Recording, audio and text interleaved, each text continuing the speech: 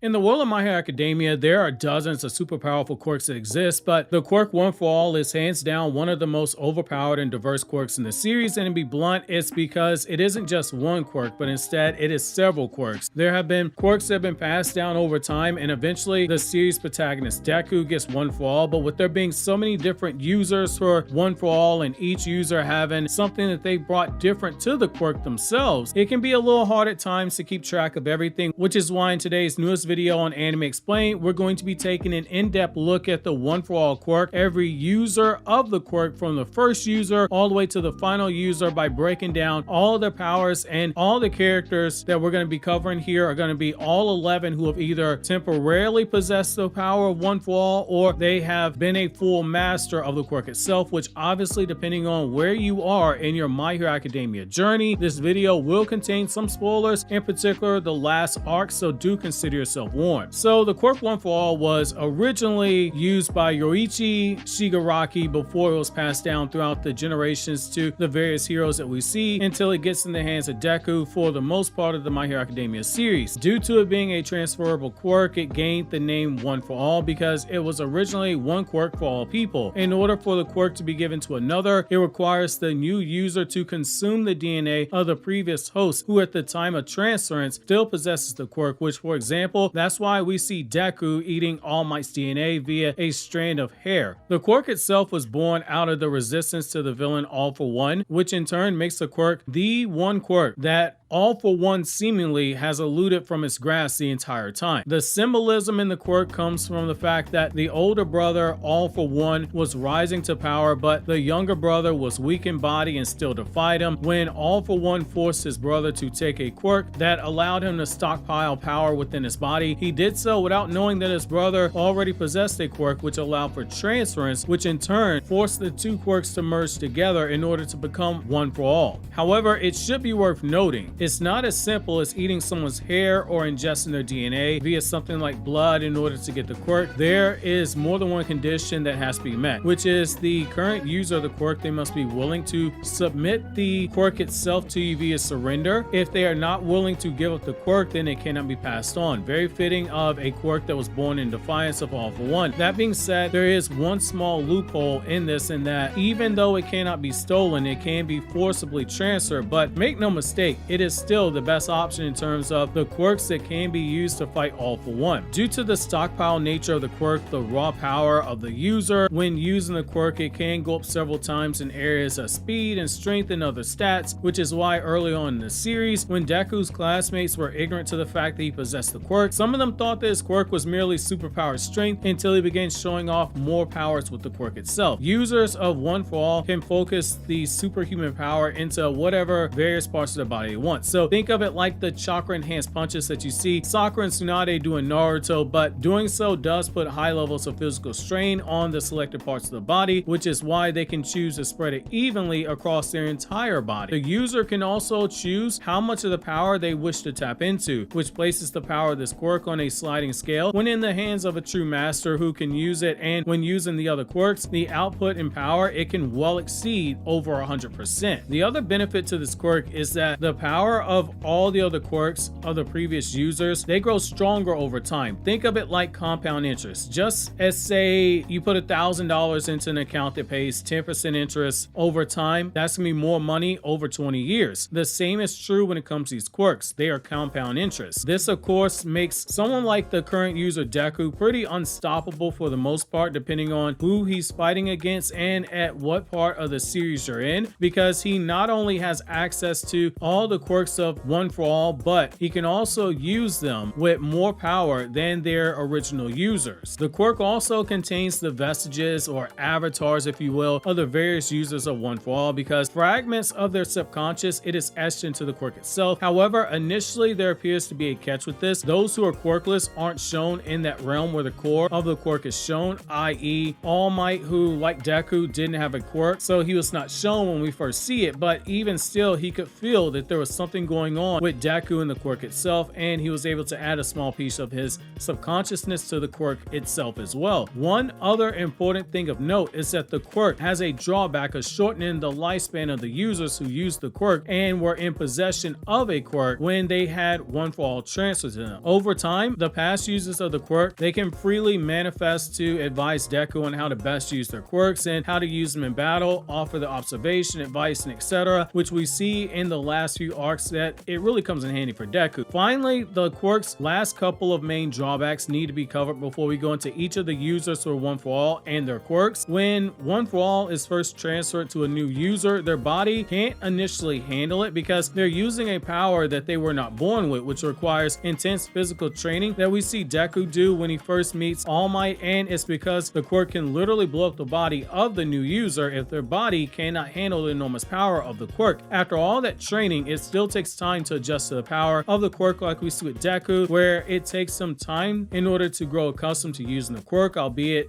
that's specifically because of the training he did with All Might, and it takes him a time to get to a point where it doesn't hurt his body, at least not as much. The last real drawback to the quirk is that when the user transfers the quirk to someone else, they are left with embers of the One For All quirk, which allows them to use small bits of the quirk, but each time the embers are used, it's diminishing returns before they can't make use out of any of the quirk at all. Like how we see when All Might, he can only use those big beefy muscles of his for a few seconds at a time, or at the end of the series with Deku after he loses the quirk and he uses it to jump up in the air to comfort Uraraka in the last couple of chapters of the manga. So now that we've looked at what the quirk it is itself and the strength and the weaknesses and the origins, let's peel back the curtains of the various users of the quirk and let's also look at their powers. So we're going to be starting things off with Yoichi Shigaraki. He's the first person to use One For All. As previously mentioned, he was a sickly person born with a frail body, and he didn't possess the strong presence and aura of his twin brother All For One. Due to how weak he appeared, his brother believed that he didn't have a quirk, when in reality he did have a quirk, the ability to transfer his quirk to others. When his brother gave him that stockpiling quirk, it led to the two quirks merging together, and this eventually led to him trying to combat his brother in battle, but he came up short due to the gap in power between the two just being that large. When he was eventually killed by All For One, his blood spilled onto Kudo, who transferred his power over to him, which then made him the second user of One For All. Like the other users who possess quirks, his spirit, it exists within the core of the quirk. He's well aware of how many users there are that have used it. Since this quirk is self-explanatory, it's transference. It basically transfers his quirk onto another person. We're going to move on to the second user of One For All itself. So next up we have Kudo, and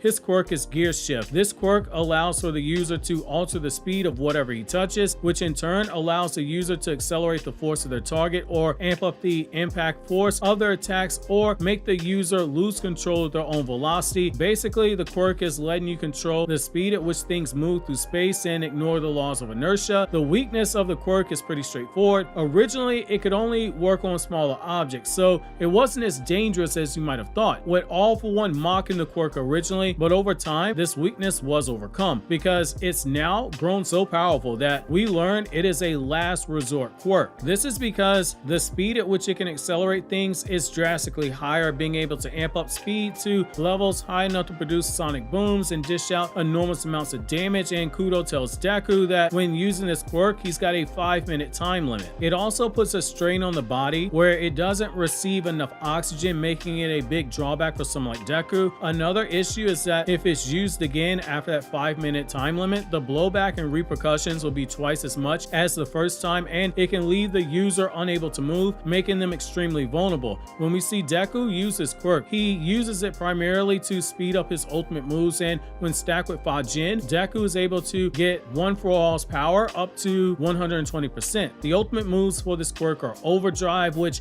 Deku uses Gearshift in conjunction with Fajin, which boosts his speed and his power to the point he can use 120% One For All. Transmission allows him to blitz his enemy, hit them each several times, with each punch increasing the speed of the Gearshift that affects his enemy. Finally, Detroit Smash Quintuple allows Deku to use 5 Detroit Smashes in a row. As far as his character, he's one of the more interesting users of One For All in my opinion. He was a leader of the resistance group who battled All For One, and he was locked into a heated resistance war against him. Initially, he planned to kill Yoichi for his ties to All For One, but he he ended up sparing him, and when Yoichi was killed and his blood was ingested by him, he inherited One for All, and he used the power to bravely fight back against All for One until he reached his dying breath. While he was hesitant to accept Deku as a One for All user, he eventually was won over by Deku and has been shown advising the young hero on how to best use his quirk, warning him that the quirk should be used as a last-ditch effort, a trump card if you will, due to how overpowered it is. We now move on to Bruce, the third user of One for All. He too was once part of a resistance group against All for One. He was the one who ended up examining Kudo's body and learned that he possessed two different quirks, the Gearshift quirk and One for All. Before Kudo was killed, he passed his quirk on to Bruce, who eventually passed it down to Shinomori. Bruce's quirk is Fajin, and now that we know the relationship between Bruce and Kudo, it makes you better appreciate why Deku is shown stacking both of these quirks together, Gearshift and Fajin in conjunction. So Fajin, it is pretty straightforward in terms of a quirk. It lets the user store up kinetic energy by using repeated movements, and when the user chooses to unleash the energy, they get a noticeable amp in speed and power, which the energy can be released through any part of their body that they choose to, and the user can regulate how much of the energy they want to use, which in turn can cause for repeated bursts of high-level speeds and power. Deku will stack Fajin with his other quirks, which we see with Gearshift and Blackwhip and the Float quirk at just 45% of One for All full power. When using Fajin, Deku can use a level of power that is comparable to 100%. The only real drawbacks is that this quirk does allow for a long time to build up, and if it's used too early and too quickly, the quirk can and will release less of an output of power than the desired amount. The ultimate moves are 100% Manchester Smash for Deku, which dishes out heavy levels of damage. He can also use Gearshift with this quirk, which we went over briefly earlier, and Black Chain allows Deku to combine Blackwhip and Fajin together to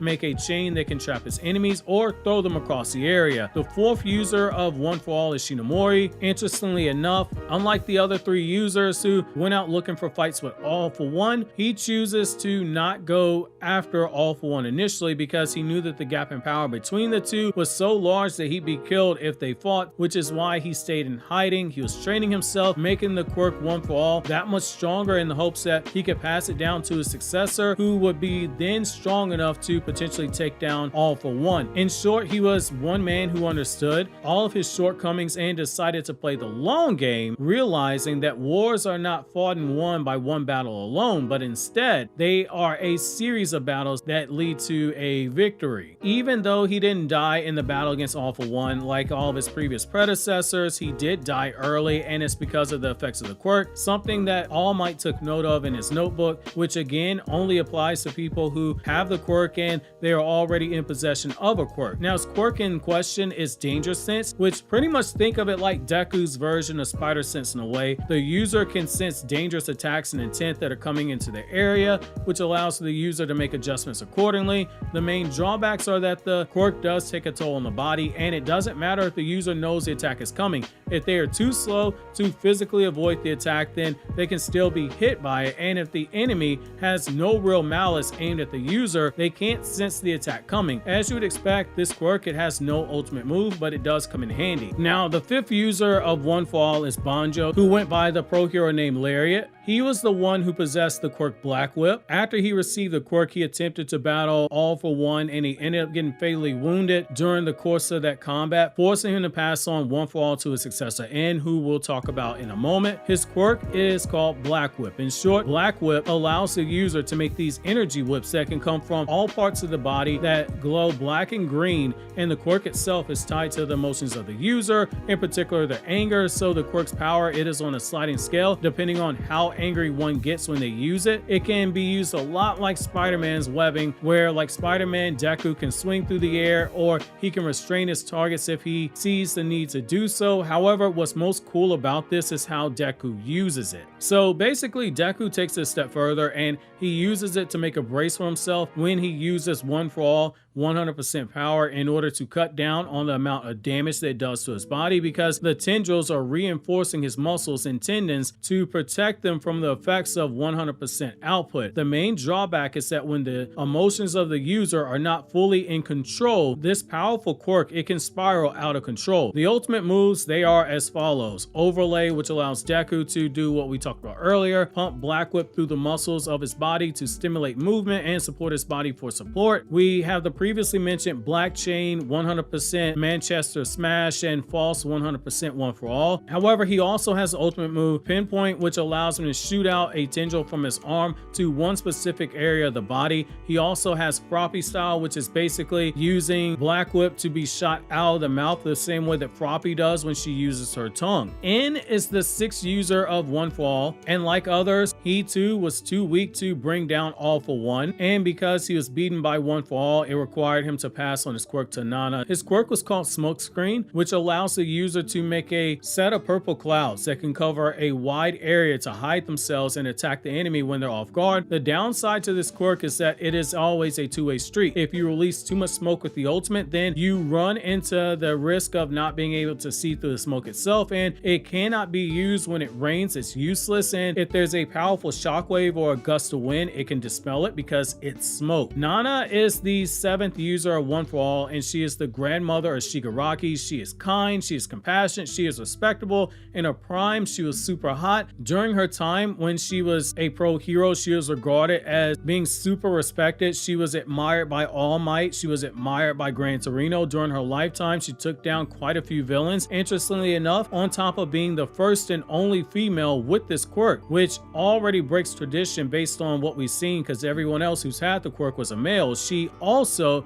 is the first person with this quirk to willingly pass on One for All, in that she didn't pass it on because she was about to die, but instead she just chose to give it on. And most importantly, she passed it down to All Might, the first quirkless individual who would ever inherit One for All. She would oversee his training before she would be ultimately killed by All for One, and in a heartbreaking scene near the end of the manga where she and Deku are inside of Shigaraki's subconscious, she gets to see firsthand the horrors that befall her grandson during his childhood, in a scene that is sure to break your heart when you finally see it animated. Her quirk was called Float, which gave her the ability to levitate in the air, but unlike what we see with Uraraka, due to Nana having the One for All quirk, she is able to fly through the air at super fast speeds. Think of it like a supercharger on top of a V8 engine. As you would expect, this quirk, it doesn't have any ultimate moves, but it is still pretty useful. Now, the 8th user for One for All is All Might, the very first person to inherit the quirk who was born quirkless. It is due to this that he is able to use One for All much longer than any of his predecessors, because he didn't need to worry about the shortening of his lifespan. As a pro hero, All Might became a symbol of justice, a hero for people like Deku and Bakugo to chase after. He possessed superhuman strength and speed and was so powerful that even after he lost his quirk, the levels of Prime All Might still get scaled against characters like Kathleen Bate, better known as Stars and Stripe, and the various versions of Shigaraki that we see. He was famous for his battle with All for One, being the first user of One for All to push him to the point where he not only had difficulty with All Might, but the battle did so much damage it left both of them suffering irreversible damage that left both of them dealing with long-term side effects, drastically weakening both of them, which in the case of All Might, his stomach and his respiratory system, they sustained so much damage his body could only handle using this quirk for 3 hours a day. This of course led to him becoming a teacher at UA to hide the truth about his condition, because he could use teaching as an excuse to not being in the field as much while he looked for someone like Deku in order to pass his quirk on to. What's crazy about All Might is that for a majority of the series, his level of power, it is the measuring stick for a lot of characters. His ultimate moves, most of them are named after United States stuff like states and cities. They're all brawler type ultimate moves. So that's things like Carolina Smash, which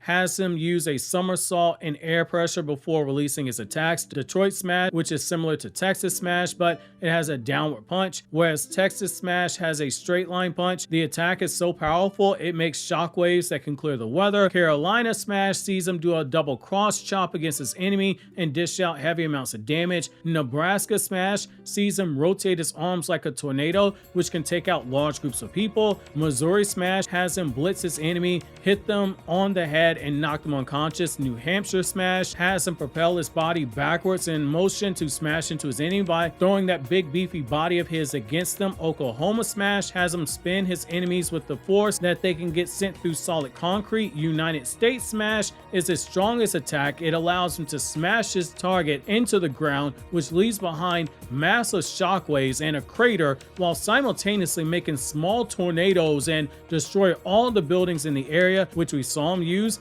in his battle against All For One early on in the series before he looks over at the camera pointing, and we got that iconic scene where Deku knows, hey, this is a message for me, I'm the one up next. Now, shoot style smash is a new technique that All Might is able to use with his Iron All Might suit, which delivers a devastating kick. The ninth user of One For All is Deku, and we'll go through his character mostly here before we move on to the temporary users of the quirk, explaining how they briefly got control of the quirk and the circumstances. Since Deku's ultimate moves were already covered when explaining the other characters, we're going to stick mostly to his character here. Like All Might, Deku was born quirkless, and he wanted like hell to be a pro hero one day, despite all the odds telling him he'd never be one. When he got the quirk, despite all the training he did, the quirk, when he used it, it would do heavy damage to various parts of his body, even when he used it for only short bursts. But over time, Deku would learn to control his quirk better and reduce the damage when using the quirk. But as you would expect, with a situation like this, with the quirk being this overpowered, Deku does still sustain some damage depending on the situation and how he's using it. Part of how Deku managed this is by focusing the quirk into just his fingers, where he was able to use 5% of the quirk's power and use it repeatedly. He would continuously train in order to increase his skill over the quirk over time, releasing power through various parts of his body as needed, which now makes up for a chance for his speed and strength to shoot up in terms of the attack capability. We then see Deku start creeping up as more of his hard work is paying off, using more of his quirk, as we see in his heated battle with Bakugo, and then later on using against Overhaul, where each time he kept increasing the output of the power he could use. Through all of his training with All Might and Endeavor, he eventually reaches 45% release during the events of the first war. Eventually, Deku's body does grow to a point where he can use 100% of the power, and depending on which of the quirks he stacks, he can get as high as 120% of the full power. Deku, due to being a fanboy of heroes who possess extensive knowledge of hero quirks, it makes a lot of sense that at the end of the series, he ends up being a teacher for UA, just like his sensei All Might, because of the fact that who better to teach than a guy who is a walking quirk wiki. In spite of everything we saw Shigaraki do, and in spite of his own hatred that he felt for him at times, Deku still showed that kindness of his heart, in that he wanted to save Shigaraki at all costs, being willing to dig deep into Shigaraki's soul to find the source of his pain and his suffering in order to save him, to the point that he's willing to give up the power of One For All in order to do so, which of course led to the final battle with All For One, where Deku is assisted by his friends in that final battle. And afterwards, while Deku did retain embers of One For All, he lived with the regret that he couldn't save Shigaraki from death, but takes solace in the fact that he was able to save his soul in those final moments, and as a reward for the journey that it took to him becoming the greatest hero of all time, since he defeated the greatest villain of all time, Deku is given his own hero suit that mimics the One For All quirks, and he is once again a hero, fighting alongside his friends. Now, the temporary users of One For All, they can be covered next, and we're going to start with Bakugo. When Deku is desperate to stop 9, he briefly passed on One For All to Bakugo by swapping blood through their hands, which allowed for both of them to use One For All and the enormous power of the quirk. Bakugo, being the amazing talent that he is, quickly adapts to the quirk and uses 100% full cowl without needing any help, and his body handled the quirk without the massive drawbacks that you would expect. As you would also expect when using One For All, Bakugo's quirk greatly gets amped up in terms of